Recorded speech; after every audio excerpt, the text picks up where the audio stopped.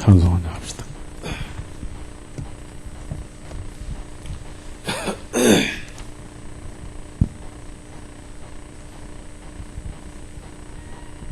(490장)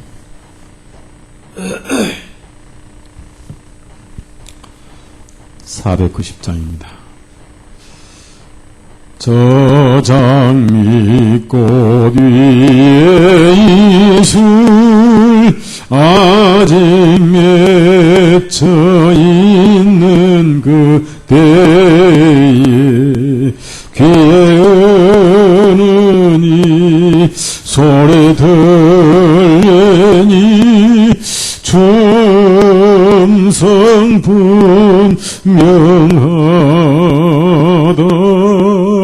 주가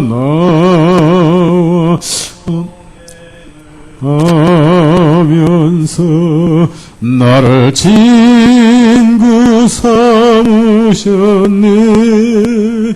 우리 서로 받은 그 기쁨은 알 사람이 없도다. 찬송가 해봐, 찬송가.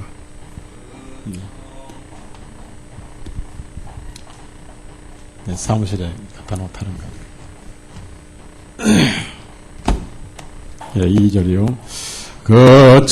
거창한 주의 음성 울던 새도 잠잠케 한다.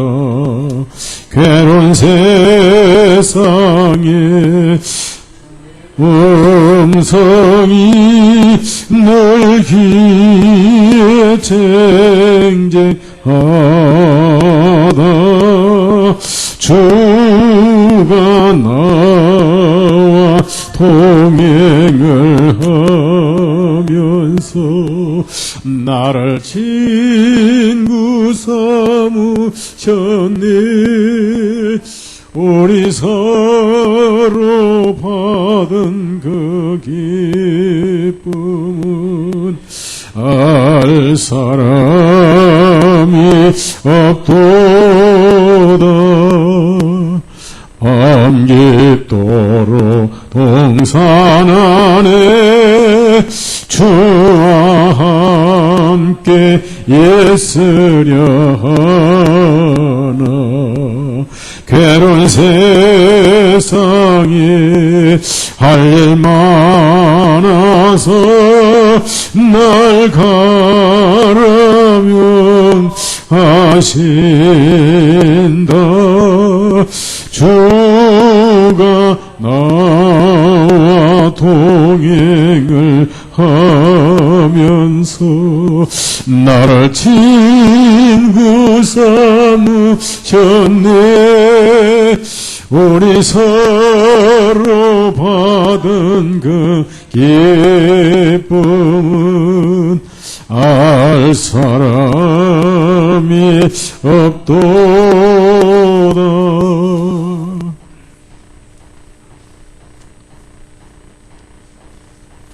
474장 한 장 더 하십시다. 474장. 이 세상에 근심된 일이 많고 참 평안을 몰랐구나.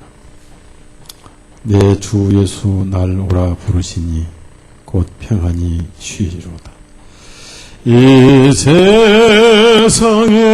근심된 일이 많고 참 평안을 몰랐구나. 내 주 예수 날 오라 부르시니 곧 평안히 쉬리로다. 주 예수의 구원의 은혜로다. 참 기쁘고 즐겁구나. 그 은혜를 영원히 누리겠네. 곧 평안이 시리로다. 이 세상에 곤고한 일이 많고 잠시는 날 없었구나. 내 주 예수 날 사랑하시오니 곧 평안이 시리로다. 주 예수의 구원의 은혜로다. 참 기쁘고 즐겁구나. 그 은혜를 영원히 누리겠네. 곧 평안이 시리로다. 이 세상에 죄악된 일이 많고 참 죽을 쌓였구나. 내 주 예수 날 건져주시오니 곧 평안이 시리로다. 주 예수의 구원의 은혜로다. 참 기쁘고 즐겁구나. 그 은혜를 영원히 누리겠네. 곧 평안이 시리로다.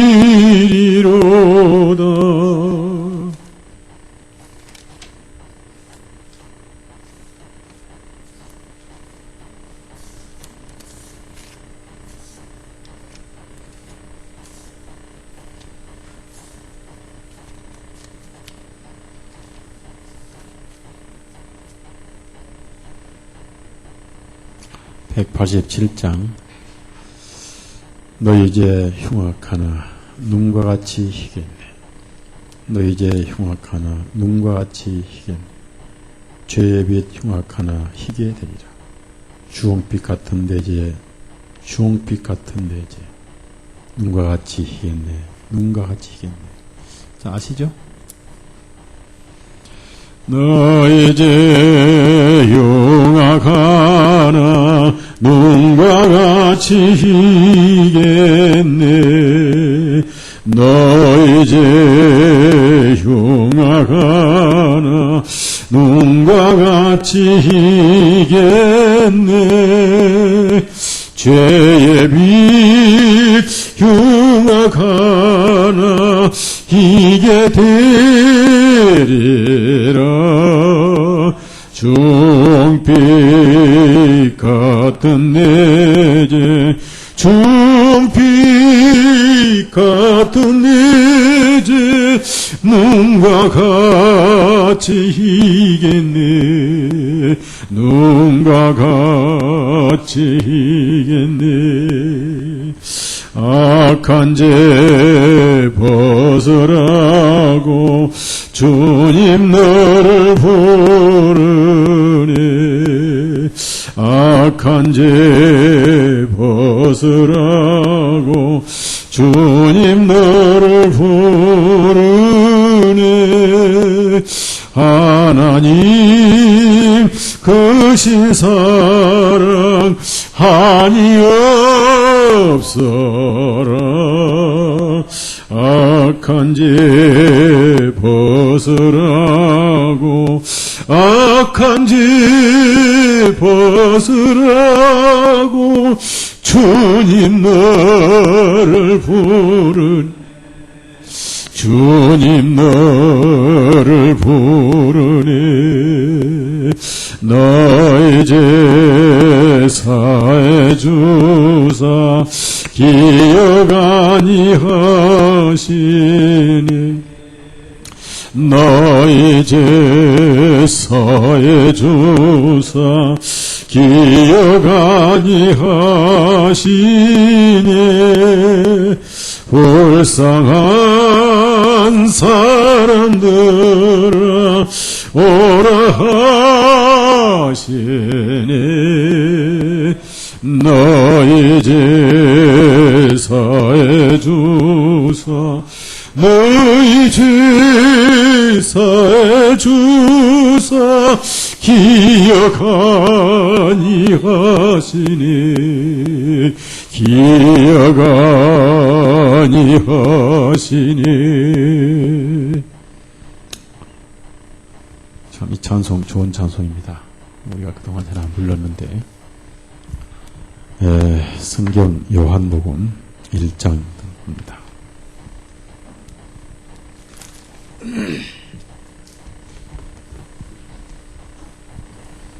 요한복음 1장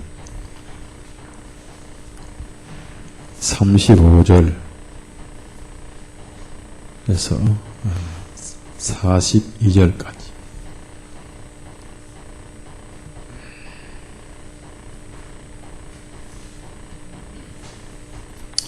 같이 읽습니다.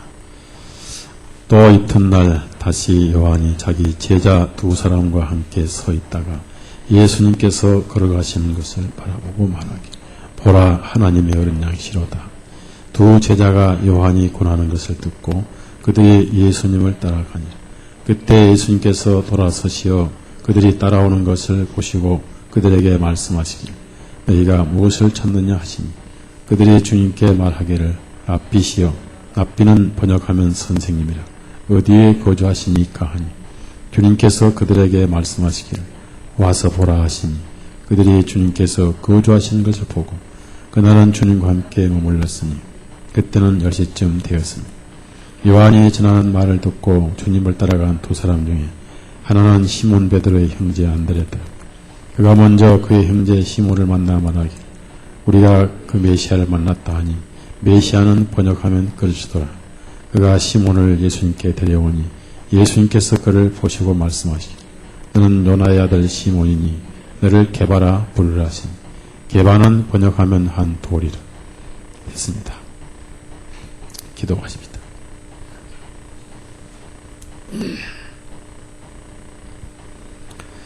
참으로 감사하신 주님,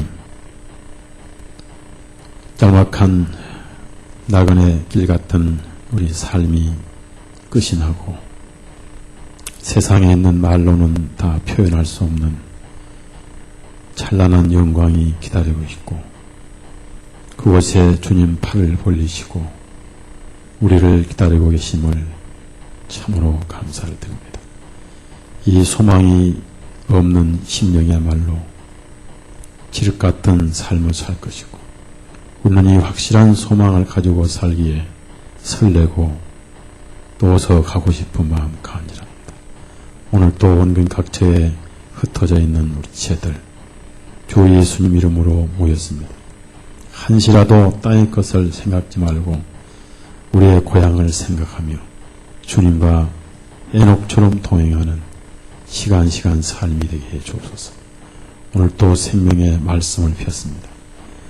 육신의 두터움으로 우둔하고 어두운 우리의 영을 밝히셔서 한란한 하늘의 빛을 마음에 비춰주시고 측량할 수 없는 주님의 사랑과 오묘한 은혜를 늘 누리고 채우게 해 주옵소서.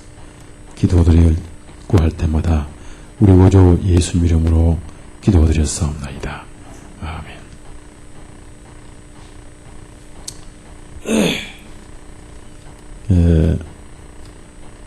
시간이 되면 이제 오늘로서 요한복음 1장을 끝을 내든지 또 주님이 허락하시면 다음 수요일날 한 번 더 1장을 말씀을 하게 될지 모르겠습니다. 여기 1장의 가장 중요한 구절 중 하나가 29절과 그 다음에 다시 36절입니다. 29절에는 불특정 다수를 향해서 침례를 했습니다. 그래서 어떤 제자들도 아니고 자기 죄를 자복하는 사람들, 자기의 죄를 시인하는 사람들은 그 죄된 생활은 죽어서 장례를 치르고, 그리고 다시는 그런 삶을 살지 않겠다는 회개의 침례를 베풀었습니다. 침례, 요한의 침례는 구원과는 전혀 상관이 없는, 단지 율법에 정죄돼서 죄사간 사망이요, 사망까지만 이끌어가는 그런 침례였고, 또 이 침례가 예수님에게 연결되는 그런 침례가 아니었습니다. 그러나 이제 이튿날 침례를 한 다음 날 성령님으로 선언하기를, 보라, 세상의 죄를 지고 가져가신, 세상의 죄, 그래서 죄를 가져가는데 하나님의 어린 양이다 라고 선언을 했습니다. 왜냐하면 이 하나님의 어린 양이라는 표현은 율법에 젖어 있는, 율법을 지키고 따랐던 이스라엘 민족들에게만 이해가 가는 단어입니다. 왜냐하면 이방인들은 율법이 없습니다. 율법이 없고 또 율법에 의한 희생 예물을 드린 적이 없습니다. 우리도 마찬가지였고요. 저는 이제 어릴 때 주일학교를 다니면서 한 가지 궁금한 게 있었어요. 꼭 예배당 가면은 그 당시 이제 카렌다의 그 그림 카렌다가 있잖아요. 예배당의 액자라든지 그림 카렌다든지 반드시 등장하는 것 중에 하나가 예수님이 머리를 길게 하시고 손에 지팡이를 잡고 그 다음에 양치기 하신 분이, 그때는 제가 이해를 못하고 예수님은 저렇게 양치기 하시는 분이었구나, 그래서 양을 치신 분이나 보다 이렇게 이해를 했는데, 나중에서야 그 양이 성도들이고 예수님을 목자로 비유한 그런 그림이란 것을 느껴서 알았는데, 이렇게 모르면 그런 것처럼요, 유대인들은 어린 양 하면은 제일 먼저 기억나는 절기가 하나 있죠. 무슨 절기일까요? 6월절이죠. 6월절에 1년 된 흠없는 어린 양에 의해서 그 이스라엘의 족보가, 즉 그 조상, 씨가, 장자가 이렇게 보존돼서 이때까지 있었던 겁니다. 그래서 세상 죄를 지고 가져가신 하나님의 어린 양이시다. 두 가지 선언 가운데 과거에는 백성의 죄만 짊어졌다는 얘기입니다. 율법하에서는 백성의 죄만 짊어졌고 철저히 개인의 죄만 짊어졌어요. 또 대제사장이 속죄일에 들어가서 피를 뿌릴 때는 1년 동안 범한 죄가 희생양에 의해서 다 처리됐는데, 그 전까지는 죄 지을 때마다 희생양이 필요했습니다. 아침에 지으면 희생양이 필요했고 저녁에 지으면 희생양이 필요했고, 그래서 죽지 않기 위해서는 그 죄 지을 때마다 그 죄값으로 돈이 없으면 비둘기라도 이런 그 짐승이 죽어야 되기 때문에 죄가 무서워서가 아니라 죄값이 비싸서 죄를 안 진 거예요. 이해하시겠죠? 하루에 2번만 졌다는 살림 일주일이 망해버리거든. 살림 거들라 일주일이면 양 한 마리가 얼마인데, 흑염소 한 마리 얼마인데, 예? 지금 한 40만 원 가요. 그러니까 양이 염소보다 비쌌습니다. 그래서 이 개인적인 죄, 이스라엘의 죄, 반복된 죄를 지고 가신 그 희생양이 아니라 처음으로, 창조일에 처음으로 세상 죄를 지고 가신 이란 단어가 나온 거예요. 그래서 율법이 주어진 1500년 만에 세상의 죄를 주고 하셨다. 그래서 하나님의 어린 양이시다. 참 중요한 단어입니다. 이러한 그 선언을 하고 다시 또 다음날, 그 다음날이니까 35절에 또 이튿날 그랬습니다. 또 이튿날 이제는 불특정 다수 그 침례받는 장소가 아니고 자기를 따르던 제자, 자기를 따르던 제자들이었습니다. 이 제자가 누구냐면은 두 사람이었습니다. 하나는 안드레고 하나는 요한이었습니다. 제가 이제 성경에 볼 때 제가 과거에 야고보가 동생인가 했는데 또 어떤 책을 보면은 요한이 동생이고 야고보가 형이라는 그런 또 기록도 있고 해서 잘 모르겠어요. 나중에 가서 이제 물어보려고 그래요. 누가 형인가. 근데 어쨌든 야고보가 먼저 순교를 했고 마태복음 보면은 베드로를 먼저 부르고 베드로 다음에 안드레를 부르시고 그 다음에 야고보를 부르시고 그 다음에 요한을 부르신 거 보니까 순서적으로 요한이 동생이지 않겠는가 생각이 들고요. 어쨌든 간에 둘씩 이렇게 이제 항상 따라다녔던 것 같아요. 그래서 그 두 제자가 자기를 따르고 있었다. 두 제자가 이때는 다른 사람은 없고 안드레와 요한이 침례 요한의 제자로 따르고 있었다는 겁니다. 제가 이제 성경을 읽다가 항상 제자는 둘씩 보냅니다. 둘씩 70명 또 둘씩 보냈고 둘은 증인의 숫자니까. 그래서 이제 사도행전도 보니까 전부 둘씩 보냈더라고요.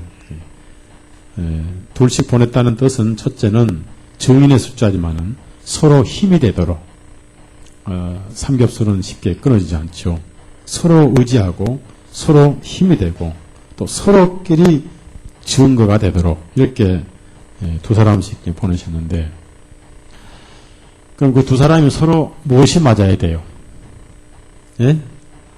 현대 요즘 대통령 언어로 말하면 뭐가 맞아야 돼? 코드가 맞아야 돼요. 코드가. 그렇죠. 코드가 맞아야 돼요. 그러니까 베드로와 야고보가 같이 다녀야 되는데 사도행전 보면은 베드로와 요한이 같이 다녔거든요. 베드로는 안드레의 형이고 요한은 야고보의 동생이다. 그때 형끼리 다녀야 되고 동생끼리 다녔는데 여기서는 동생끼리 다녔다. 안드레가 베드로의 동생입니다. 근데 중요한 거는 안드레가 먼저 주님을 만났더라. 이 기록에는 다른 데는 이제 고기를 잡다 이렇게 부르심 받았는데 그리고 요한도 고기 잡다가 부르심 받았는데 여기서는 좀 다르게 나와요. 어쨌든 간에 그들은 침례 요한의 제자로서 어부 생활을 하면서도 침례 요한의 제자로서 죄를 회개하고 침례를 받고 그래서 자기 제자 두 사람과 함께 있다가 그랬습니다. 제가 이제 궁금한 내용 중에 하나는 마태복음 10장 보면은 12제자가 다 나와요. 나오고 맨 마지막에 이제 누가 나오냐면 마태복음을 기록한 사람은 마태 자신입니다. 거기 마태를 쓸 때 자기가 세리였음을 세리마태라고 써요. 세리마태. 그러니까 세리마태 하면은 바리새인들 볼 때는 깜짝 놀랍니다. 어떻게 세리가 제자가 될 수 있느냐. 말도 안 되는 얘기다 이렇게 하는데 거기에 이제 맨 마지막에 유다가 나오는데 예수님께서 두 명씩 병을 고치고 돈도 가져가지 말고 거저주라고 이렇게 말씀하셨을 때 유다하고는 누가 갔는지를 모르겠어요. 여러분 볼 때 왜 저런 목사가 헛된 생각을 하시는가 엉뚱한 생각을 하신다 하지만은 자 한쪽이 병들면 이쪽이 전염되잖아요. 네? 유다는 돈에 관심이 있고 이스라엘 국가 독립에 관심이 있었는데 놀라운 거는 그렇게 3년 반을 유다랑 같이 다니면서도 누가 같이 짜겠는지를 모르지만은 거기에 포섭이 안 됐다는 거. 우리도 포섭되지 맙시다. 그걸 제가 그걸 말씀드리고 싶은 거예요. 대단한 사람이에요. 제가 하늘에 가면 꼭 이 문제 한번 짚고 넘어갈 거예요. 사도들 만나가지고 그 당시 누가 유다랑 같이 짝했느냐고 특별히 제가 악수 한번 부탁하고 싶은 그 대단한 사람인 거예요. 친구를 잘 만나야 된 거예요. 친구. 유다는 공업받고 결국은 주님을 팔아먹고 그런 사람인데 누가 같이 다녔는지 모르지만 포섭이 안 됐다는 거 대단한 거 아니겠어요. 우리도 그런 신앙을 가져야 되겠다. 여러분 그런 생각 안 해보셨죠? 예. 엉뚱한 생각 같지만은 제가 생각을 해봤어요. 또 요한복음은 유다가 돈을 꺼내 썼다고 했는데 자기 돈도 아니고 주님의 돈인데 몰래 꺼다 막 뭐 사주고 하면서 보석할 수 있을 거 아니에요. 막 펑펑 쓰면 어차피 자기가 아니니까. 사람은 밥 한 끼도 넘어가는데. 자, 요한복음 1장 보십시다. 자, 그러면은 자기 제자가 있는데 그 제자에게 예수님을 소개했어요. 자, 36절 같이 한번 읽어봐요. 36절. 자, 36절. 자, 시작. 예수님께서 걸어가시는 것을 바라보고 말하기를. 보라, 하나님의 어린 양이시오. 자, 자기 제자에게 예수님을 소개했어요. 자, 사람치고 자기 제자를 뺏어가는 걸 용납을 할까 안 할까요? 예? 안 하죠. 요즘 교인 뺏어간 사람을 무슨 도덕이라고 그래요? 예? 양도덕이라고 그래요. 근데 그건 잘못된 거예요. 양을 훔친 적이 없거든. 성도 도덕이지. 그렇죠? 근데 이 요한은 자기 제자에게 예수님을 소개하고 예수님을 이렇게 알려주는데 뭐라고 하냐면은 보라 하나님의 어린 양이로다. 여기 양이시로다. 이제 29절에는 세상 죄를 지고 갔다 이렇게 했는데 여기서는 하나님의 어린 양이로다. 이건 굉장히 중요한 소개고 중요한 내용입니다. 왜 그러냐면은 지금까지 사람에게 사람을 보고 하나님의 어린 양이다라고 소개한 것은 처음이에요. 그러면은 과거에는 수많은 양들이 죽었습니다. 수많은 소들이 죽었어요. 그 수많은 소들은 율법에 의해서 죽었지만은 죄가 종결됐을까요? 오히려 기억나게 했을까요? 예. 자, 그럴 때 우리가 히브리서를 펴야 되겠죠. 히브리서를 안 펴면은 근거가 뭐냐 하겠죠. 근거는 성경입니다. 히브리서 10장 1절에서 5절. 히브리 10장 1절 5절에 굉장히 복음 전할 때는 꼭 필요한 겁니다. 10장 1절에서 5절 다 같이 읽습니다. 시작. 이는 율법은 장차의 말 좋은 일들의 그림자는 가지고 있으나 그들의 실체는 아니므로 그들이 해마다 계속해서 드리는 희생예물로는 제단으로 나오는 자들을 완전하게 할 수 없기 때문이라. 그렇게 아니하였다면 경배되는 자들이 한 번에 정결하게 되어 더 이상 죄들을 의식하는 일이 없으리니 어찌 드리는 일을 그치지 아니하였겠느냐. 그러나 그 희생예물들은 해마다 죄들을 다시 기억나게 하는 것이 있나니 이는 황소들과 염소들의 피로는 죄들을 제거할 수 없기 때문이라. 그러므로 그리스도께서 세상에 들어오실 때 말씀하시기를 주님께서는 희생예물과 봉헌예물을 원하지 아니하시고 오직 나를 위하여 한 몸을 입에. 그럼 여기 염소나 황소들은 죄를 기억나게만 하는 역할을 하지 죄를 종결시키지를 못해요.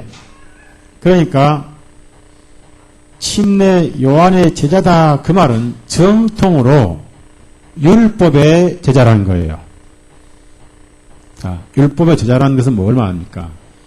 율법을 지킨다는 겁니까? 율법의 죄인 된다는 것입니까? 그렇죠. 그렇죠. 율법의 죄인 되는 걸 말하는 거예요. 그러니까 정통 스승의 정통 제자가 된 거예요. 자, 율법은 뭘 깨닫게 하십니까? 예, 죄를 깨닫게 합니다. 자, 여러분. 율법은 하나님의 의를 드러내시는 거예요. 인간에게 하나님의 공의로 찾아오신 게 율법입니다. 그래서 하나님의 공의가 인간에게 알려진 게 율법이에요. 그래서 그 율법을 통해서 하나님은 너무너무 거룩하시고, 그럼 그 율법 앞에는 모든 사람이 죄인이 아닌 사람이 없다는 게 입증이 돼요. 근데 하나님 마음속에는 율법 속에 뭐가 들어있냐면 사랑이 들어있습니다. 사랑. 그러니까 이렇게 생각하면 돼요. 율법은 속 껍질이고 속 알맹이는 뭐예요? 사랑이에요. 하나님의 사랑. 요한이 이걸 깨달은 거예요. 하나님은 사랑이심이라. 그러니까 그 사랑을 이해 못하면은 성경이 안 풀려요.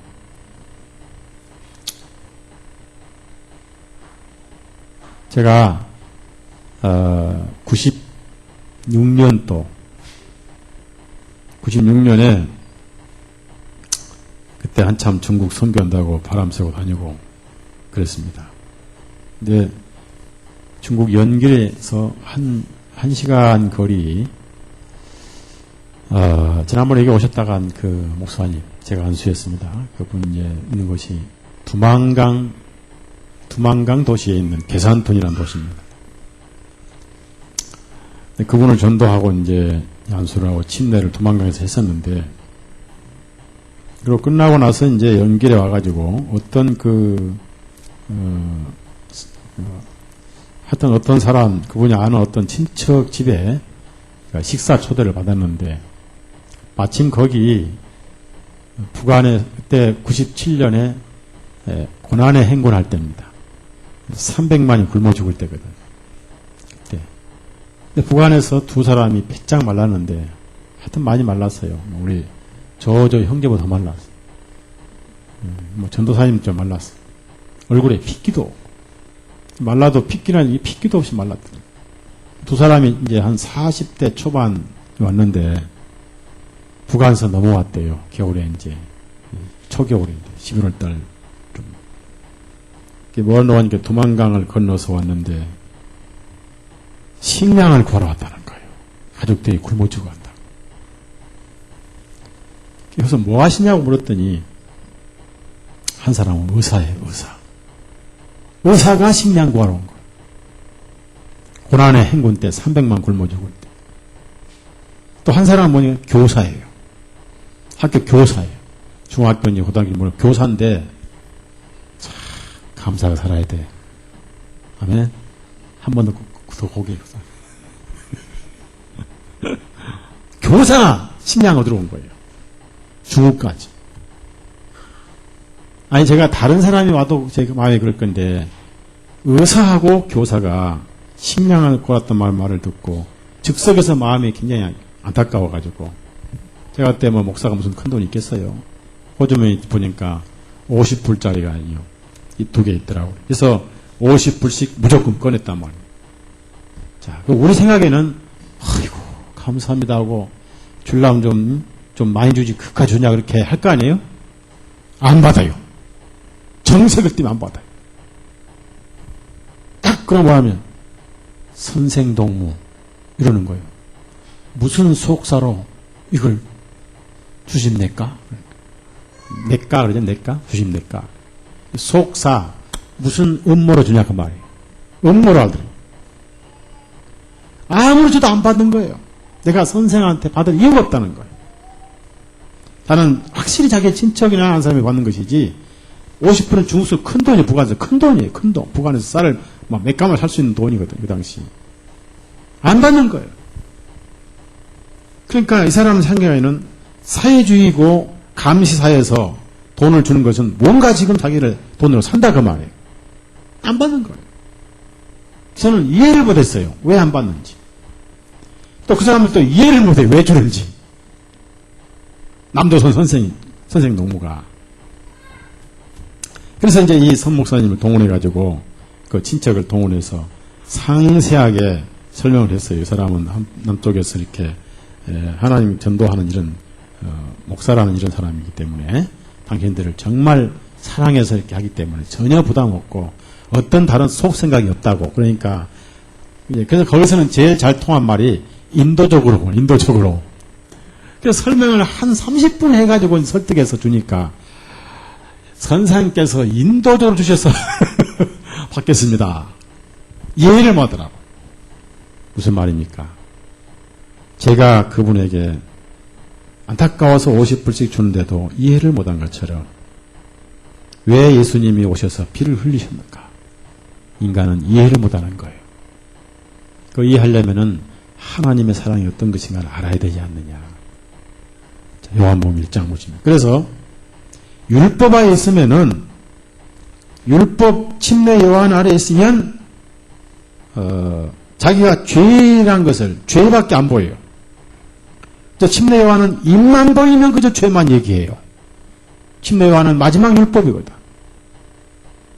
완전히 침례 요한 밑에 있으면 사망으로 사형 선고를 받을 수밖에 없는 제자였습니다.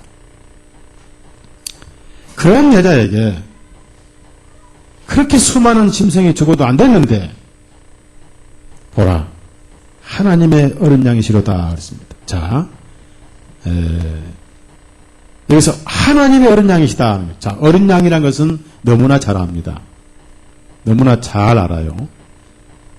근데 그것이 하나님의 어린 양이다 그랬습니다. 즉 하나님의 저주를 마감시킨 양이로다. 그랬을 때 안드레와 요한은 비록 바리새인은 아니지만은 오랜 세월 동안 율법 환경에 자랐고 유대인이고 율법을 지키려고 애를 썼고 거기다 침례 요한 가서 침례 받고 나서 처절하게 자기들이 죄인임을 깨달았고 율법으로는 안 된다는 것을 알고 있다가 하나님의 어린 양이로다 하니까 날 살려라 하고 그냥 쫓아갔잖아요. 예? 여기서 우리가 뭘 배워요? 법의 제자가 됐을 때 복음의 제자가 된다. 이것이 율법은 몽학선생을 한다는 거예요. 몽학선생. 자, 갈라디아 3장 하자고. 그래서 양심의 고통은 주님에게 이끌려오는 과정이다. 이건 자연의 법칙입니다. 자연의 법칙. 갈라디아 3장 23절. 그래서 침례 요한을 보내신 것은 예수님에게 몰아오도록 무슨 몰이 마냥 저 산에 무슨 몰이 마냥 어이 잘 또 하시네. 토끼몰이 마냥 노루몰이 토끼몰이 마냥 주님에게 몰아가도록 침례 요한을 보내신 거예요. 자, 23절 24절 시작. 그러나 믿음이 오기 전에는 우리가 율법 아래 매였으나 나중에 믿음이 밝히던 날까지 갇혀 있었느니라.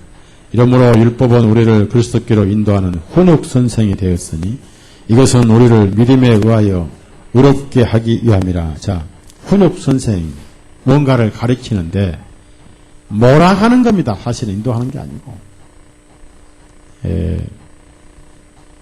그래서 침례 요한의 제자다 그 말은 완전 죄인으로 죽어 있는 상태를 말합니다. 그 사람에게는 100% 어린 양이 필요하기 때문에 어린 양이 필요했는데 율법의 양으로는 안 된다는 것을 너무나 잘 알았기 때문에 예수님이 하나님의 어린 양이다라는 소개를 받고 바로 그분에게 왔습니다. 이것이 구원의 과정을 보여줍니다. 자, 우리 심령에는 침례 요한 역할을 하는 하나의 기관이 하나 있죠. 뭐예요? 양심. 자, 이방인 율법은 뭐죠? 그러면 양심이 항상 맑아야 되겠어요? 양심이 좀 둔탁해야 되겠어요? 참 문제야 문제. 한 놈도 아니고 두 놈씩이나 우리 집에만. 클수록 문제예요. 앞으로 10년 후에 아주 앞이 캄캄해요.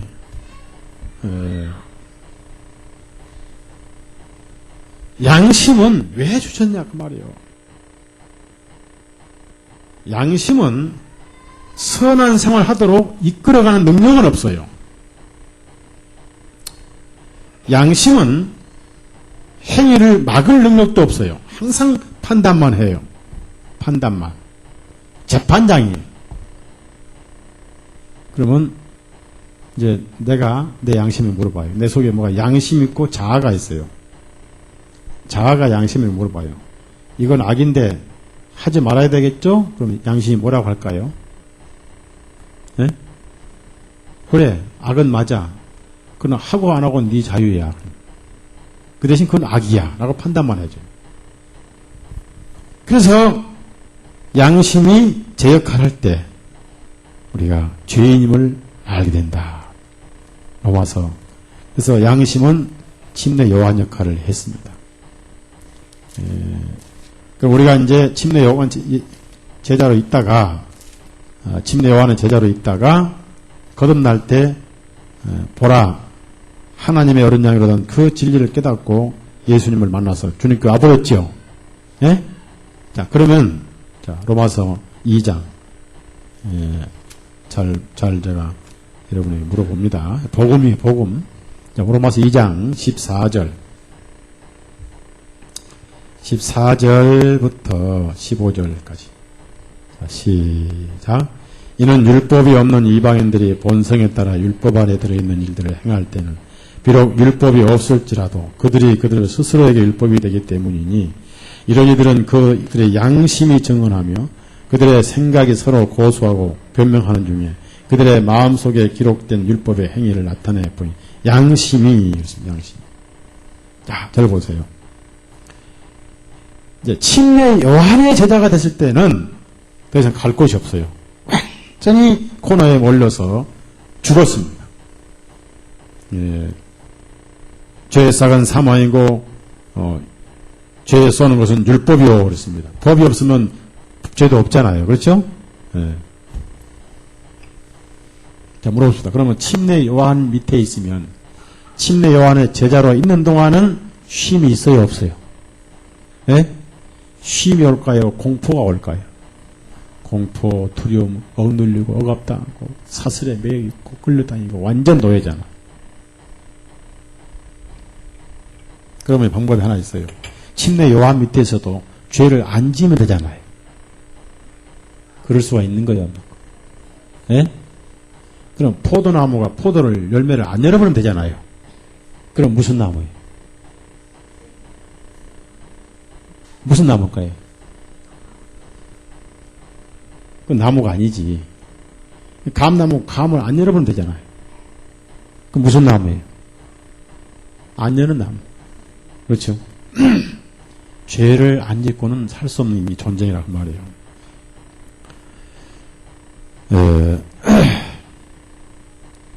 대총감사함 우찌무라 간조라는 분이 제가 이번에 어제 그제 10월달 전도 집회를 위해서 아주 쉽고 아주 좋은 소책자 전도책자를 2개 글을 썼어요. 내가 글을 써야 되겠다. 그걸 읽어보시면 이제는 맨날 성경 얘기만 할 게 아니라 객관적인 체험 얘기를 많이 했습니다. 우찌무라 간조가요. 왔어. 할아버지가 지금 생방송 중이니까요. 조금 저도 말을 조심합니다. 생방송 이건 편집도 안 되고 하니까. 근데 괜찮아요. 오늘까지는 실험 방송이 그렇죠?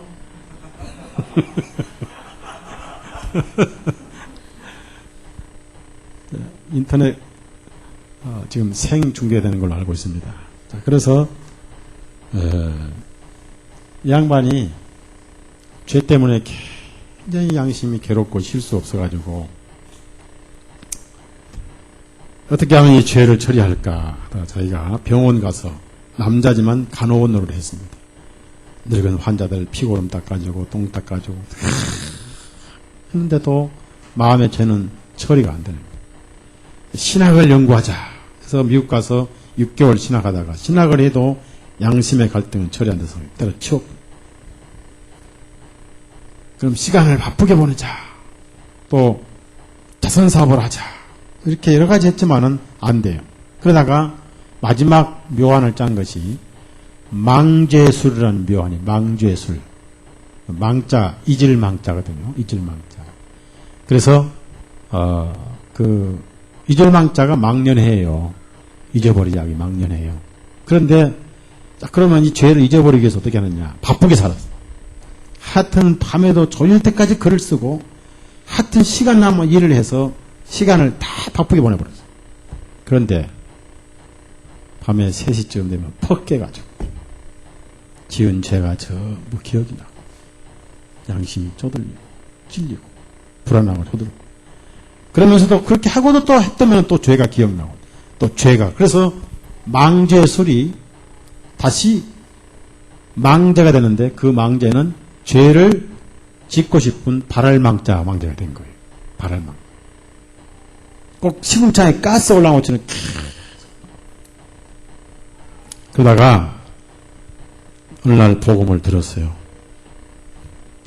내 스스로는 아무것도 할 수도 없구나. 그래서 예수님을 알아가지고 예수님 안에서 그가 쉬었어요. 양심이. 죄가 나오고 안 나오는 건 그 후 문제고 예수님 안에서 의가 이루어졌음을 그는 깨달았고 그래서 그가 쓴 책이 구안록이라는 책이 있어요. 구안록. 어떻게 평안을 구했는가 그 기록. 그 책이 아마 제 서재에 있을 거예요. 중요한 거는 침례 요한의 제자로 있는 동안은 평안이 없습니다. 거기서 반드시 빠져나오고 싶은 것을 찾아야 돼요. 그럴 때 보라 하나님의 어린 양이로다. 이것이 우리 심령에 들려오는 복음이에요. 그래서 이제 침례 요한 이 가란 말도 안 했는데 그냥 가버렸어요. 본능입니다. 자, 이제 침례 요한 제자에서 예수님 제자로 바꿔줬어요. 안드레 요한이. 이 바통을 넘겼어요. 따라합시다. 율법에서 은혜로. 자, 율법이 바통을 넘겼어요. 우리 마태복음 10장. 그래서 이 두 사람은 예수님 제자가 된 거예요. 자, 마태복음 10장 거기 2절 3절 2절 3절 시작. 이제 그 12사도들의 이름은 이러하니 첫째는 베드로라 불리는 시몬이요 그의 형제 안드레와 세베대의 아들 야고보와 그의 형제 요한이요 빌립과 바돌로메와 도마와 세리 마테와 알페오 아들 야고보와 별명이 다데오라는 나페오가 됐습니다. 여기서 2절에 안드레와 세베대의 아들 야고보와 그 형제 요한이요 예수님 제자가 된 거예요. 자, 이제 물어봅시다. 예수님의 제자가 되고 있는 한 다시는 정죄가 있어요, 없어요? 정죄 대신 무엇이 있어요? 네? 은혜가 있고 쉼이 있고 평안이 있고. 왜 그럴까요? 율법은 피를 보지 않고는 물러날까요? 안 물러날까요? 율법은 그리스도 예수님 안에서 피를 봤어요. 그것을 은퇴를 한 거예요. 만약에 두 제자가 요한으로부터 도망을 간다. 놓칠까요? 쫓아가서 더 혼낼까요? 아니, 진리적으로 우리가 율법하에 피할 수 있어요? 없어요? 없는 거예요. 그럼 예수님께 피해버렸다. 그럼 예수님을 볼 때 그 두 제자를 향하신 정죄가 끝난 거죠. 그렇죠? 끝나버린 거예요. 그렇게 좋으신 예수님이 여러분 10년이 계신 거예요. 그래서 정죄가 없어요. 예수님 내 마음속에 모신 순간부터 영원히 정죄가 끝난 거예요. 할 이유가 퍼져버렸어요. 로마서 8장 1절 2절 읽어보세요.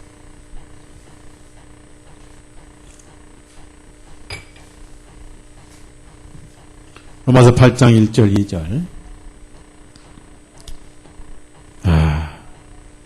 그러니까 반드시 율법의 제자가 된 다음에, 침례요한의 제자가 된 다음에 비로소 예수님 제자가 될 수 있다. 중요한 것이죠. 로마서 8장 1절 2절 시작. 그러므로 이제 그리스도 예수님 안에 있는 자들에게는 결코 정죄함이 없나니 이들은 육신을 따라 행하지 아니하고 오히려 그 영을 따라 행하느니 이는 그리스도 예수님 안에 있는 생명의 성법이 늘 죄와 사망의 법에서 자유롭게 하였다.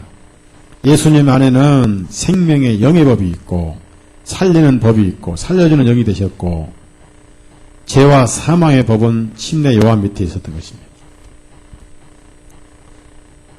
굉장히 중요한 거 아닙니까? 그래서 우리의 심령에 하나님의 의가 들어온 다음에, 그 다음에 비로소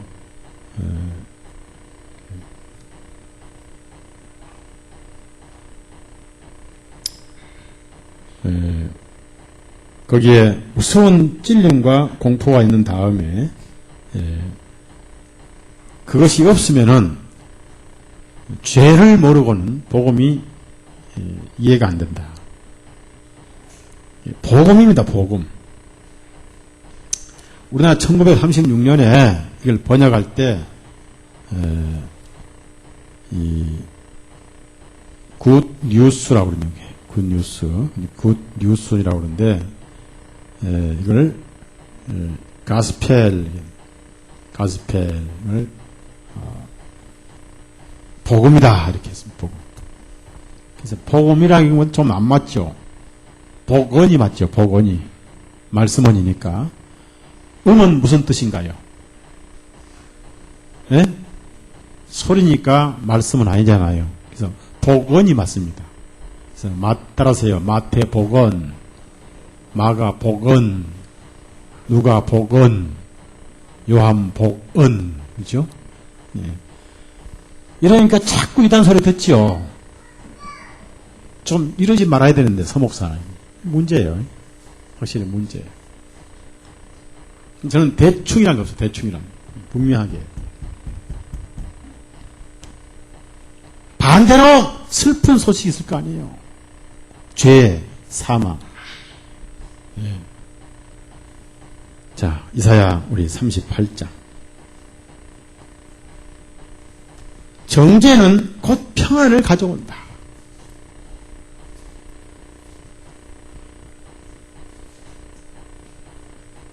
반드시 정죄는 사함을 가져온다.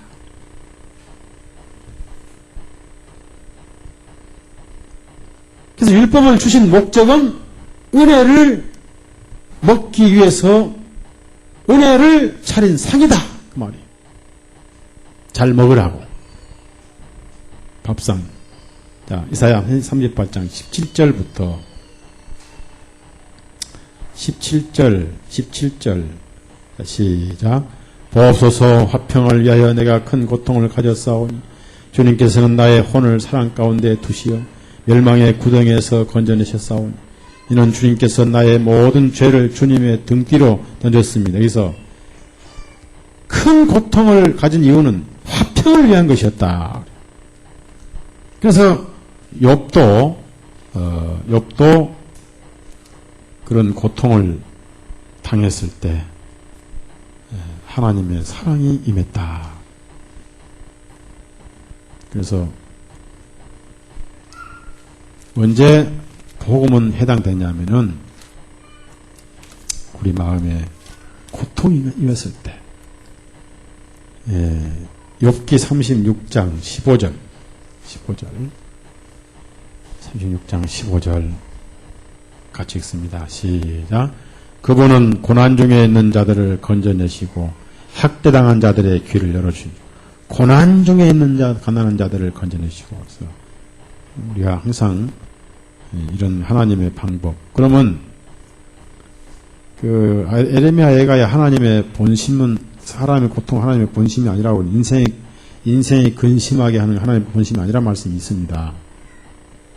그러면은 율법 아래서는 내가 죄인임을 알게 되고 죄인은 두렵고 공포스럽습니다.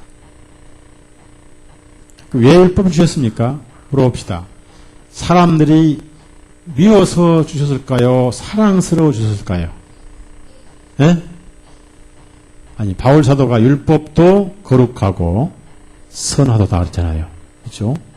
사랑스러워 주신 거예요.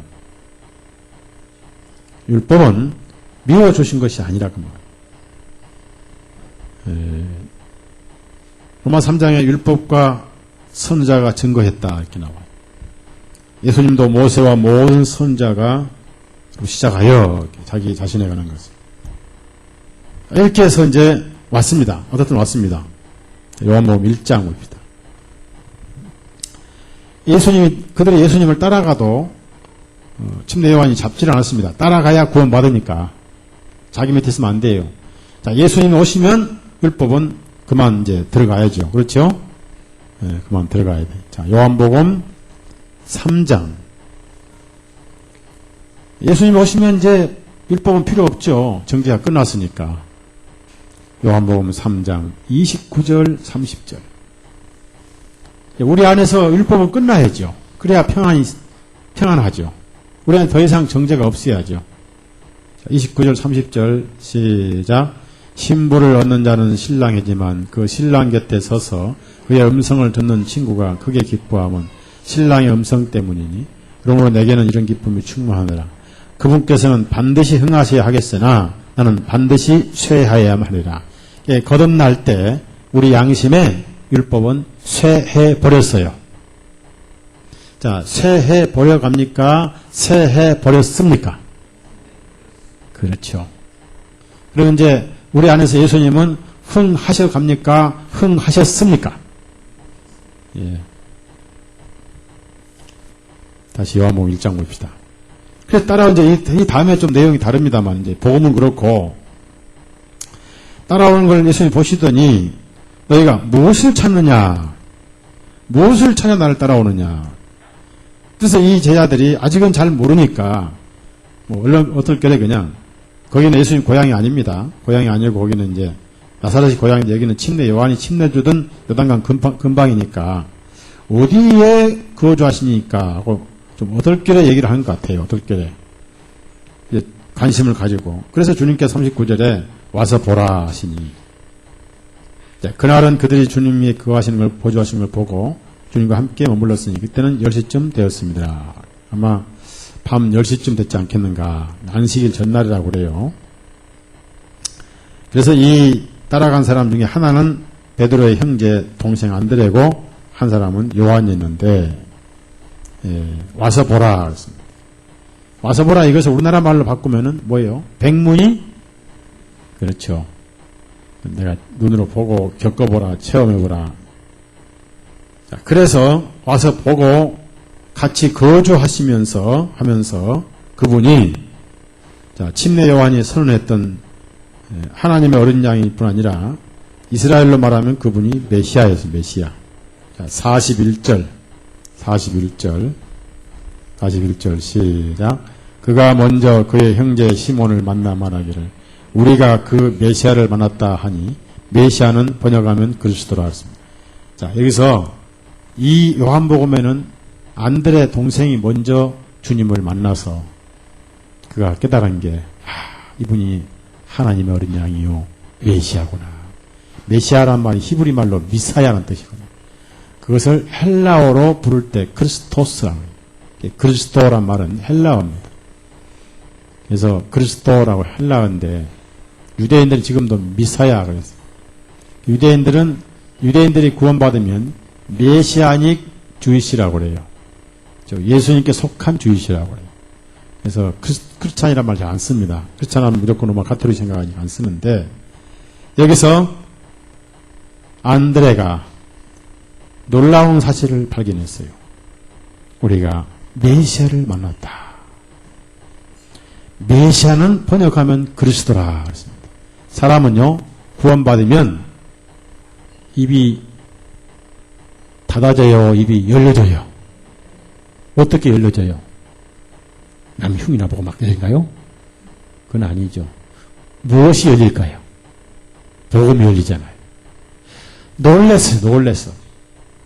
충격적인 것입니다. 가자마자 자기 형에게 바로 얘기를 했습니다. 그 본입니까? 구원받으면 제일 먼저 입이 열려서, 야, 나 이제 죄 해결됐어. 근데 어떤 사람들은 구원받자마자 엉뚱한 입이 많이 열려. 정말 구원받은 사람들은 복음이 열립니다, 복음이.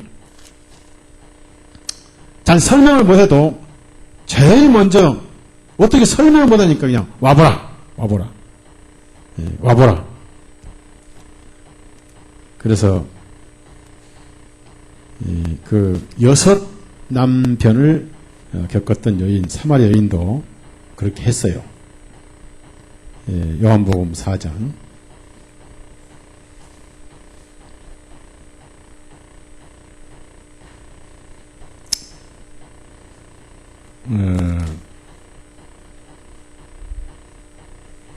그 4장 28절, 29절. 이 첫 번째 구원받고 할 것은 와보라 합니다. 와보라. 예. 자, 같이 따라합시다. 와보라! 자, 다시 물어요. 가보라요, 와보라요? 가보라는 혼자만 가라는 얘기는 안 가겠다는 얘기예요. 와보라! 따라오라. 그 말. 이게 제일 첫 번째 전도입니다. 와보라! 뭐 어떻게 설명할 수 없이 그냥 속에 하나 이루어진 게 사실인데 28절 29절 시작. 그 여자가 자기 물동이를 버려두고 성읍으로 들어가서 사람들에게 말하기를 와보라 내가 이제까지 행한 모든 일들을 내게 말씀해 주신 그분을 보라 이분이 그리스도가 아닌가 하니 이랬습니다. 그럼 왜 예수님께서 와보라 와서 보라 또 나중에 그 빌립이 나다나엘에게도 또 와서 보라 그랬거든요. 왜 그러냐면은 처음이다 보니까 너무 충격적이다 보니까 그분을 어떻게 설명을 해야 할지를 몰라요. 그래서 놀라운 나머지 와보라 가보라 아니요 와보라. 여러분도 밖에서 전도를 하긴 해야겠지만은 이번 10월달에 집회하는 기간 동안은 와보라 해야 돼요. 가보라 해야 돼요.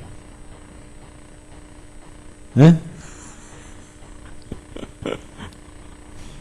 와보라 해야 돼요. 와보라. 내가 먼저 오면서 따라와야 와보라가 맞죠. 난 바쁘니까 가보라. 하여튼 10월달 두고 봐야 돼. 오늘 저녁 나오신 분은 분명히 그때 와보라가 돼야 돼. 집회 때.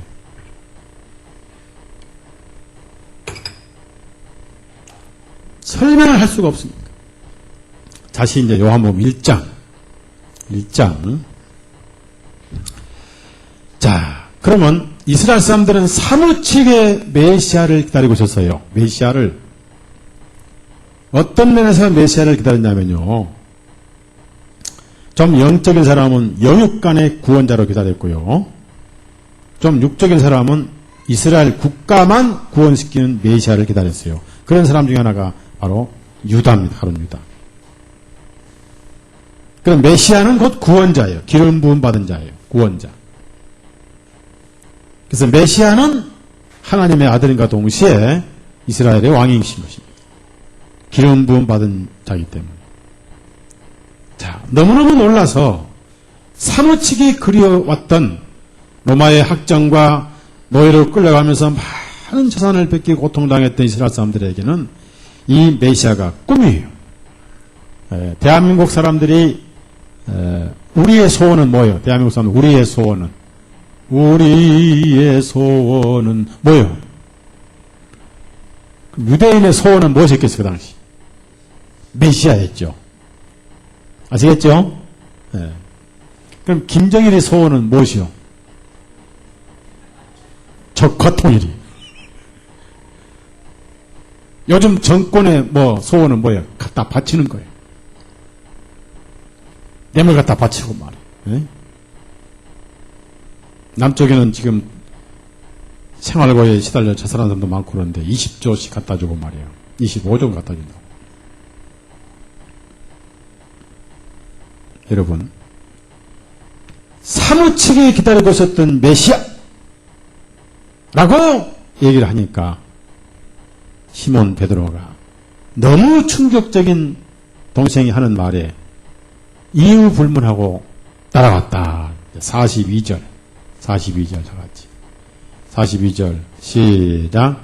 그가 시몬을 예수님께 데려오니 예수님께서 그를 보시고 말씀하시기를 너 요나의 아들 시몬이니 너를 게바라 부르라 하시니 게바는 번역하면 한 돌이라. 자, 여러분, 절 보세요. 절 보시라고요.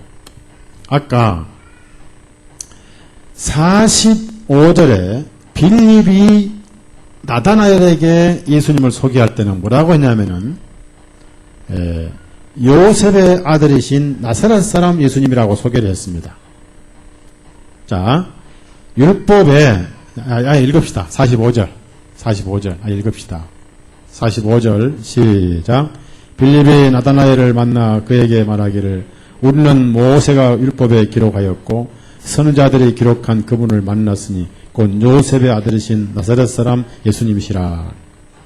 이 학자들은 이 나다나엘이 요한복음 21장 2절에 베드로가 고기 잡으러 갈 때 따라갔던 사람이 나옵니다. 그래서 아마 제자 12사도 중에 하나 바들로메가 나다나엘 아닌가라고 이제 얘기를 많이 합니다만은 확실한 근거는 없습니다. 그러나 예수님 제자는 틀림없어요.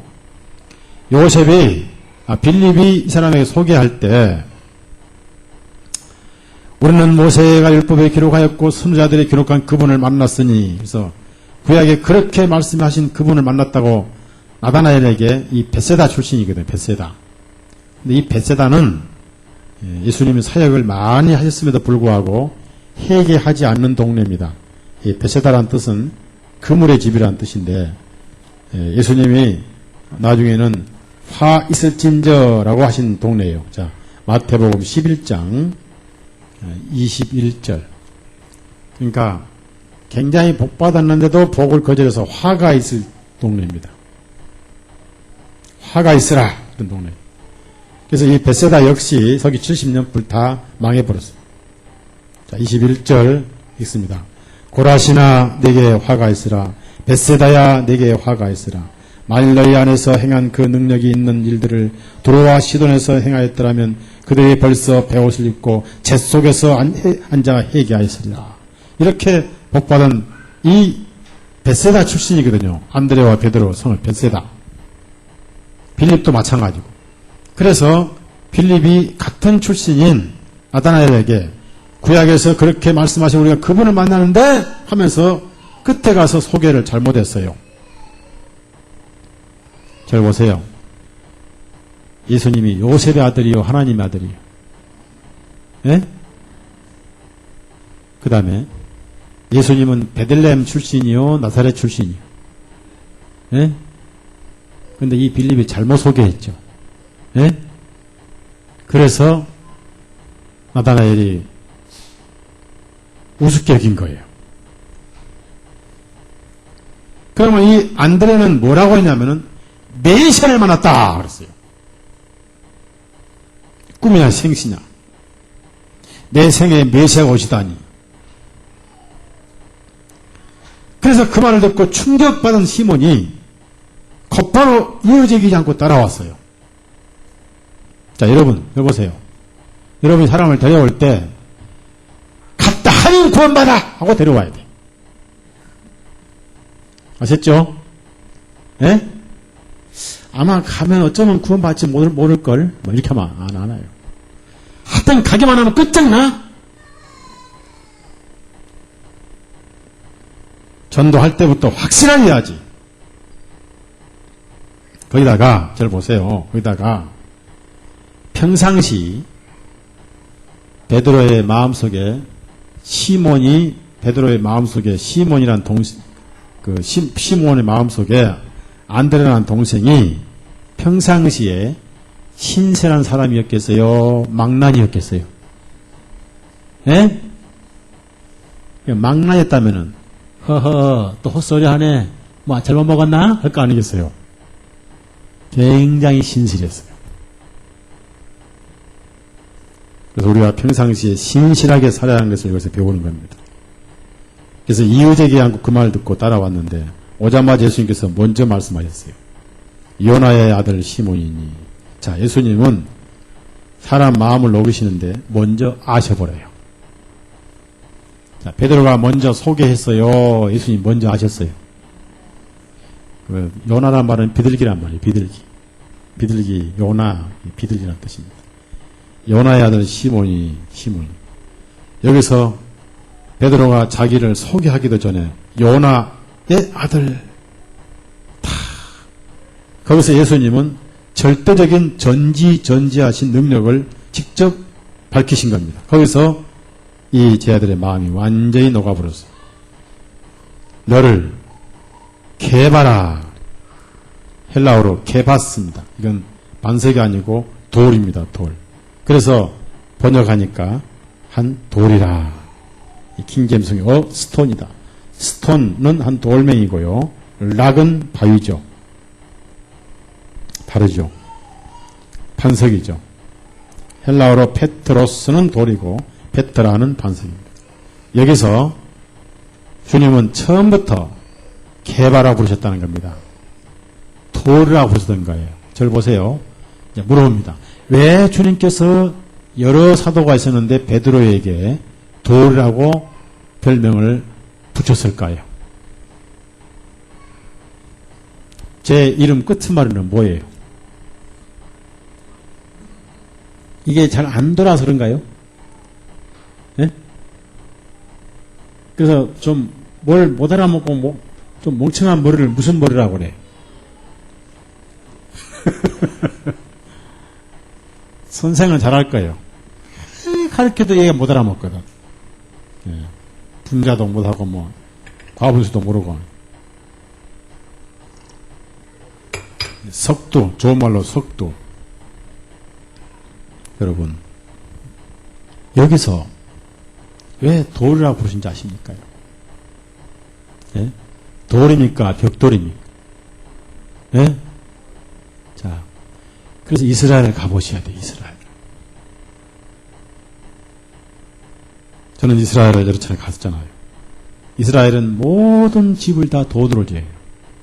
벽돌이 없어요. 참, 예루살렘의 바닥에서 파낸 돌인데 색깔이 황금색이.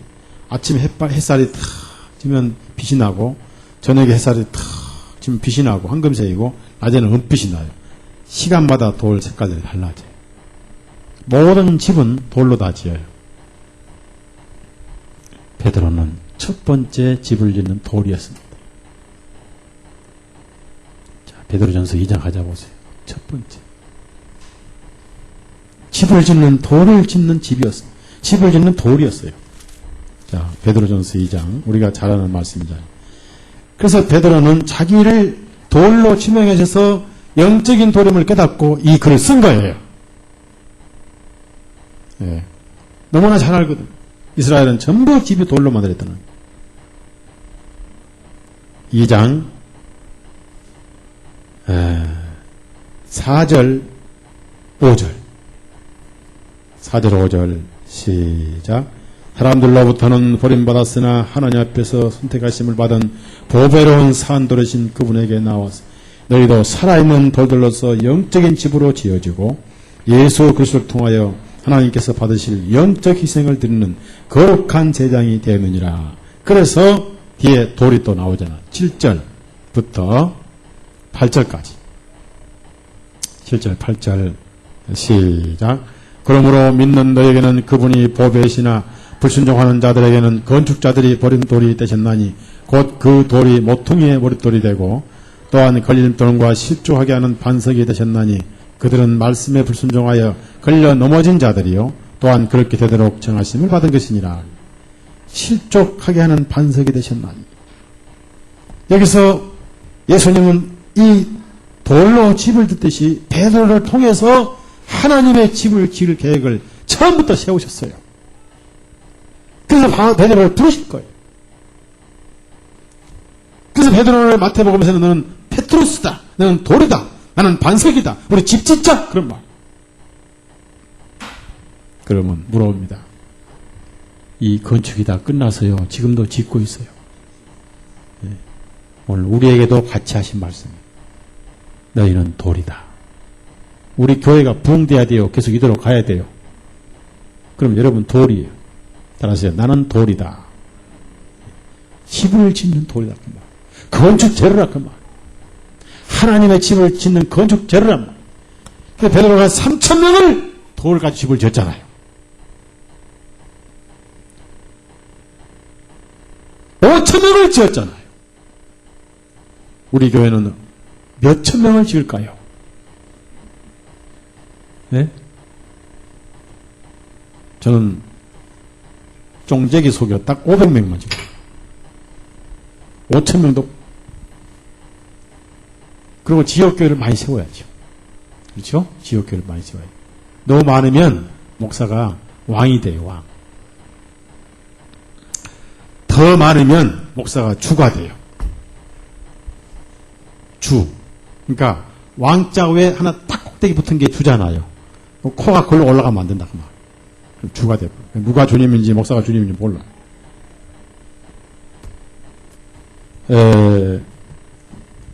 케바스란 말은 돌이라는 말입니다. 이렇게 해서 율법이 죄인을 은혜에 넘겨줬다. 이게 몽학 선생이죠. 우리가 이제 오늘 그렇게 중요한 사실 하나 배우고요. 로마서에 잘 나오잖아요.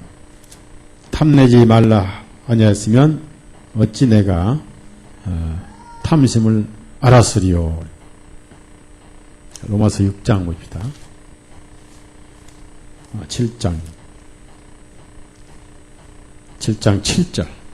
로마서 7장 7절.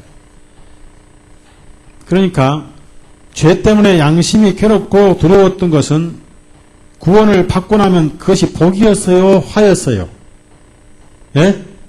복이었지. 그러면 보통 복이 아니잖아요. 구원받기 위한 준비였으니까. 보통 복이 아니었어요. 그렇죠? 하나님께서 양심이 찔리고 괴로워서 고통스러워하는 그 모습이 하나님께서 즐거우셨겠어요? 아니면 불쌍하셨겠어요? 하나님의 목적은 그건 아니잖아요. 7절 같이 읽어요. 7절.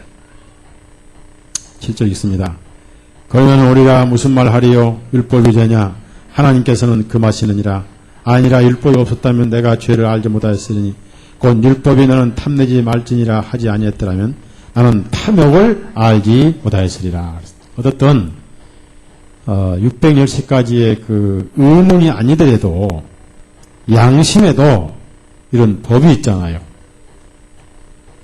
그래서 양심이란 법에 걸려서 우리가 괴롭고 찔리고 가책을 느끼고 그때는 몰랐는데 복음을 알고 나니까 그게 참 복이었구나.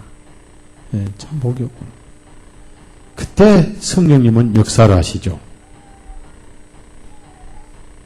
그래서 내가 죄인으로 있었을 때는 비참했지만은 복음을 듣고 보니 참 그때가 그 고통이 아니었더라면 과연 내가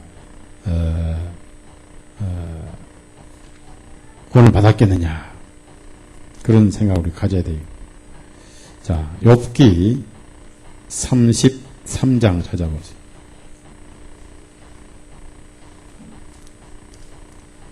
언제 은혜는 역사하시느냐 이거.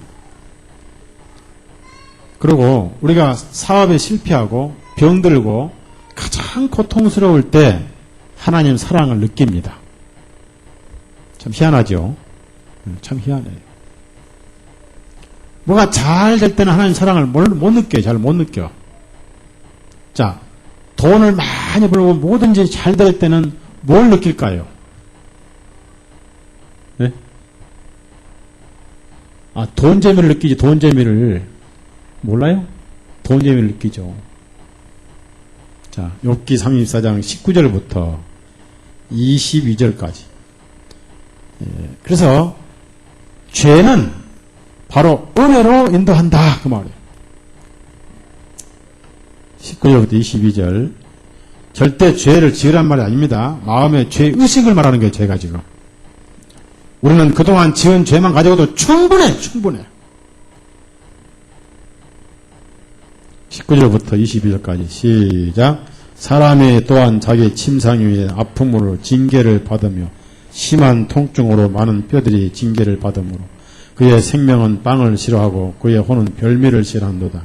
그의 살은 세잔하여져서 보이지 아니하고 보이지 아니하던 뼈들이 튀어나오는도다. 참으로 그의 혼이 무덤에 다가가고 그의 생명이 멸망한 자들에게 다가가는도다. 됐습니다. 자, 이게 절망입니다. 이게 침례 요한 제자입니다. 그럴 때 23절부터 24절까지 자, 시작. 그럴 때 만일 그분의 정직함을 보여줄 1000명 가운데 한 명이 해석하는 자요 그분의 사자 하나가 그와 함께 일어나서 그분의 정직하심을 그 사람에게 보인다면 그때는 그분께서 그 사람에게 은혜로우셔서 말씀하시기를 그를 건져내어 구덩이에 내려가지 아니하게 하라. 내가 한 대속물을 얻었다 하실 것이요. 이 대속물이요.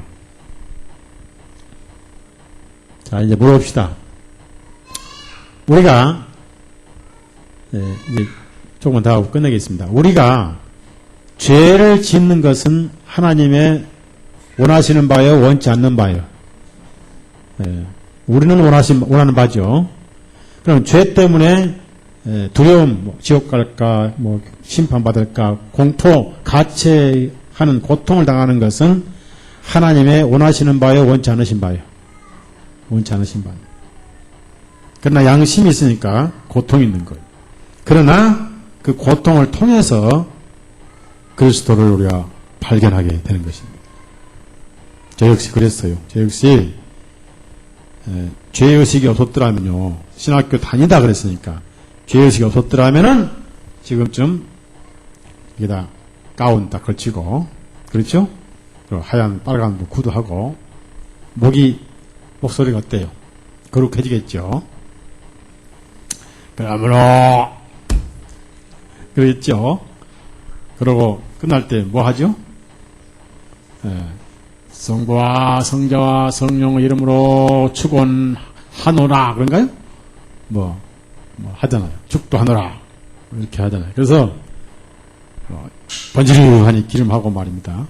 배도 많이 나왔을 것이고 장로님들 한 7, 8명이 딱 큰어리고 말이에요. 소제왕 왕국 정말 먹사가 되실 거예요. 먹사가. 저는 28살에 구원을 받았어요. 28에 남 연애할 때 죄 문제와 씨름하고 그때는 기도 문화가 발전해서 그저 죄 상 받으려면 삼각산 가야 되고 관악산 가야 돼. 없었어요. 극동방송에 처음 이제 상담하고 성경 읽다 복음을 들었는데 그것이 아니었더라면 복음 못 들었어요. 듣지를 못했어요. 그리고 구원 받고 나서 이제 다시 학교를 졸업하고 저 경상도 영양이라는 곳에 가서 산속에 가서 이제 학교 못 가는 학생들을 가르치면서 전도사 생활을 했어요. 전도사 생활. 그래서 산속에 다니면서 전도도 해보고 초야에 묻혀서 그렇게 해봤는데 나중에 다시 이제 서울로 올라와가지고 복음교회 교제도 해보고 그러다가 물고기 잡으려면 물 속에 들어가야 되겠다 해가지고 여기저기 막 신학교 해봤는데 다 소용이 없습니다. 어떤 죄를 모르고는 구원이 없다. 이건 법칙입니다. 자, 마가복음 2장 하자 보세요. 이건 법칙이에요, 법칙. 마가복음 2장.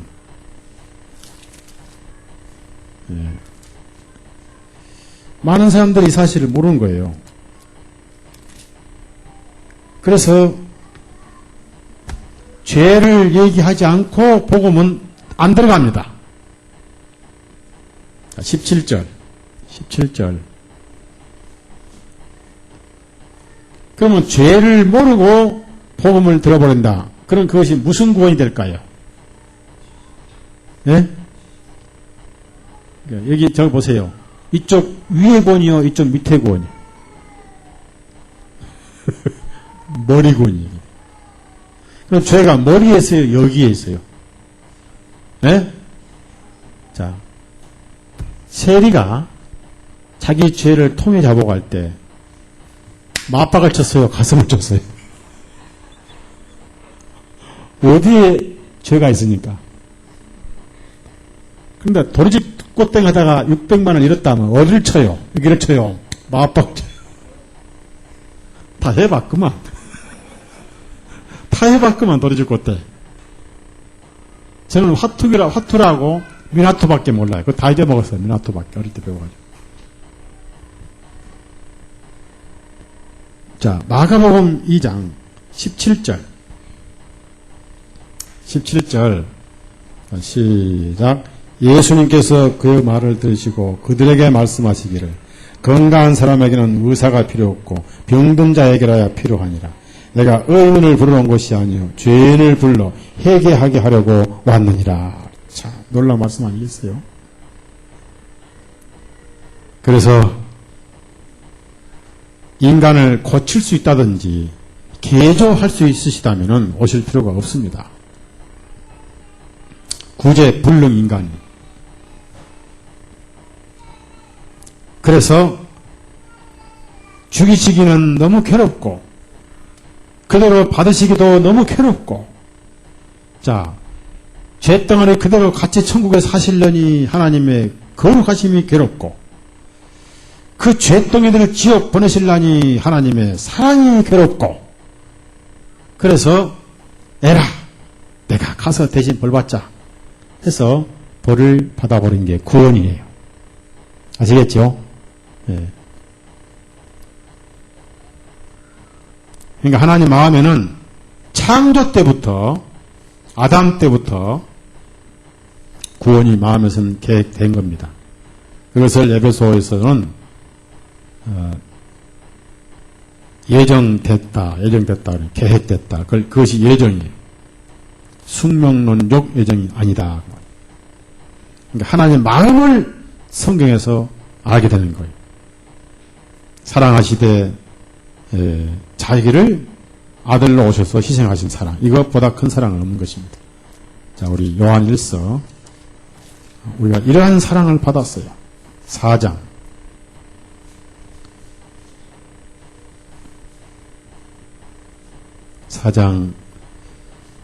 9절 11절 9절 11절 놀라운 사랑입니다. 우리가 이해를 못해요. 왜 이렇게 나를 사랑하시는가 이해를 못합니다. 9절부터 11절까지 시작. 우리 안에 하나님의 사랑이 이렇게 나타나신 바 되었으니 곧 하나님께서 그분의 독생자를 세상에 보내시고 우리로 하여금 그분을 통하여 살게 하려 하심이라. 사랑은 여기에 있나니 우리가 하나님을 사랑한 것이 아니요 오직 그분께서 우리를 사랑하시어 우리의 죄들을 위하여 자신의 아들을 보내시어 화해의 물로 삼으셨습니다. 사랑받는 자들아 하나님께서 이와 같이 우리를 사랑하셨으니 우리도 서로 사랑함이 마땅하다. 자, 이제 물어봅시다. 우리가 이 하나님 사랑을 다 이해를 할 수가 있을까요? 없을까요? 예?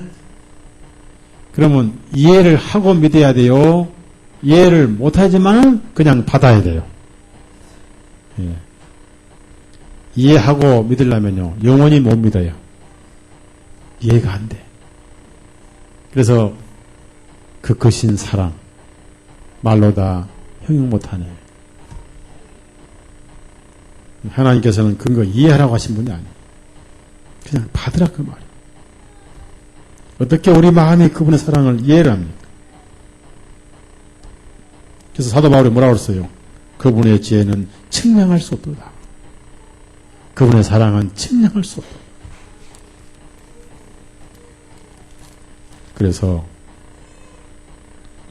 마음을 놓고 사십시오. 그리고 예수님이 내 의입니다. 제가 그 전도지에도 썼습니다만은 강원도 평창하면 어딜 것 같아요. 잘 기억이 안 나는데 어느 시골 마을에 겨울에 집회를 갔는데 하여튼 연탄 탄광도 있고 숯가마도 가까운 그런 동네입니다. 그러니까 동네가 차를 다니면서 시커먼 뭐 연탄가루, 숟가락을 많이 썼어요. 시골 노인들은 성경 아무것도 몰라요. 찬송을 잘하더라고요. 전부 한 70대, 60대 할머니들인데 그분들하고 저보고 설교를 하는데 앞이 캄캄하더라고. 성경도 모르고 70대, 60대 할머니들 전부 다. 그것도 전부 남자들은 다 신앙 들어보고 없고 한 3, 40명 되는 순복음교회에 제가 집회를 갔는데 찬송은 잘해. 옛날식으로 꾹짝식으로 잘해. 그분들에게 어떻게 복음 전할까? 가장 쉽고 가장 편하게 되는 3일쯤 되는 날 죄를 얘기하면서 나중에 4일쯤 될 때 복음을 풀었는데 하나님이 그날따라 제 답답한 속을 아셨던지 그저에게 눈이 하얗게 밤에 쌓였어요. 온 천지가 하얘. 제가 자 할머님들 여러분 제가 연탄마냥 까맸죠? 그랬죠? 그런데 창문 밖에를 보십시오. 눈이 하늘에서 내려와서 다 덮어서 하얗게 보이죠? 예? 예수님이 하늘에 오셔가지고 여러분의 죄를 하얗게 씻어놨다고. 그래서 성경을 가지고 눈보다 양털보다 희게 되리라 이 말씀해 주면서 그 계시록 7장에 나오는 세마포 입은 어린 양의 피로 옷을 씻어 이렇게 희게 해놨다고 물었어요. 자 이제 까만 연탄 덩어리들이 보여요 안 보여요? 안 보여요. 이와 같이 하나님의 눈에도 할머님들 죄가 안 보인다고 그렇게 복음을 전한 적이 있습니다. 그런 여러 가지 그 경험들이 많은데 앞으로 글을 쓸 때 객관적인 그런 내용을 가지고 좀 쓸까 합니다. 오늘 우리가 중요한 단어, 자, 요한복음 1장 이 단어만 알아도 우리 마음에 모든 게 끝나버려요. 자, 율법은 무엇을 위해 왔냐면은 이 한마디를 위해서 왔습니다. 36절. 이 한마디를 위해서 1500년 율법이 있었던 거예요.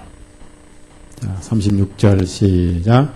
예수님께서 걸어가시는 것을 보고 말하기를 보라 하나님의 어린 양이시로다. 여기서 모든 저주는 끝난 거예요. 여기서 모든 형벌은 끝난 거예요. 기도합시다.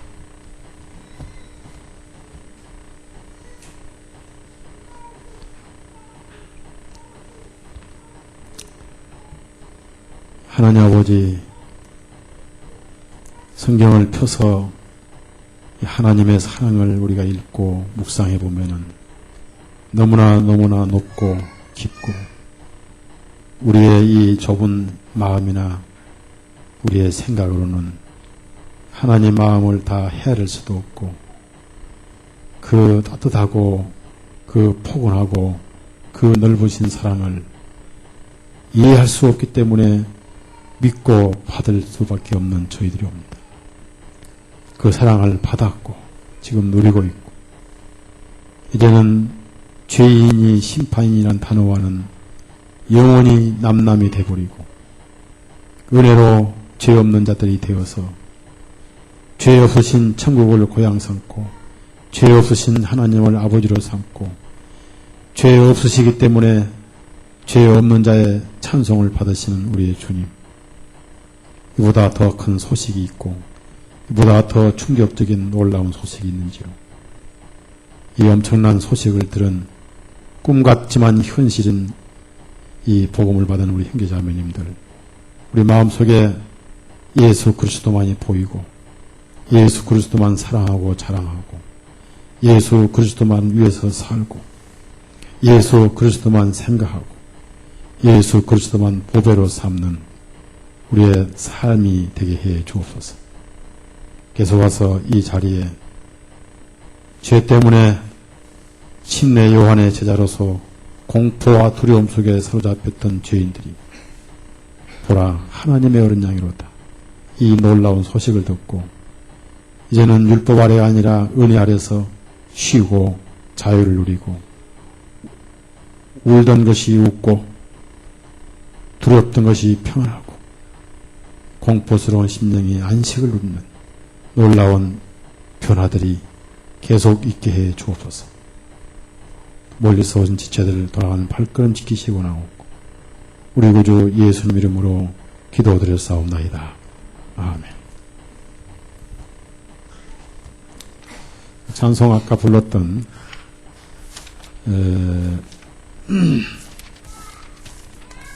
187장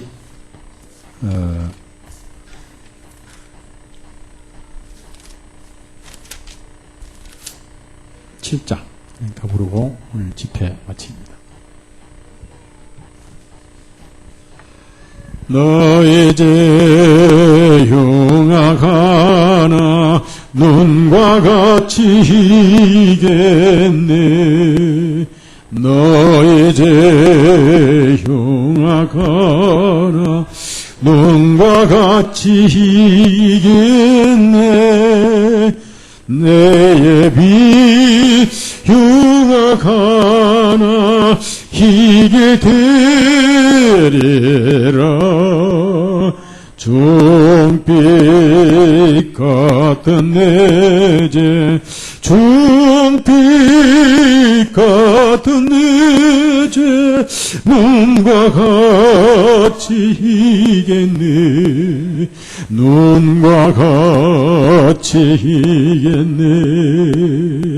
악한 죄 벗으라고 주님 너를 부르네. 악한 죄 벗으라고 주님 너를 부르네. 하나님 크신 사랑 한이 없어라. 악한 죄 벗으라고 악한 죄 벗으라고 주님 너를 부르네. 주님 너를 부르네. 너의 제사의 주사 기억 아니하시네. 너의 제사의 주사 기억 아니하시네. 불쌍한 사람들아 오라 하시네. 너의 제사의 주사 너의 제사의 주사 기억 아니하시네. 기억 아니하시네. 마치겠습니다. 감사합니다.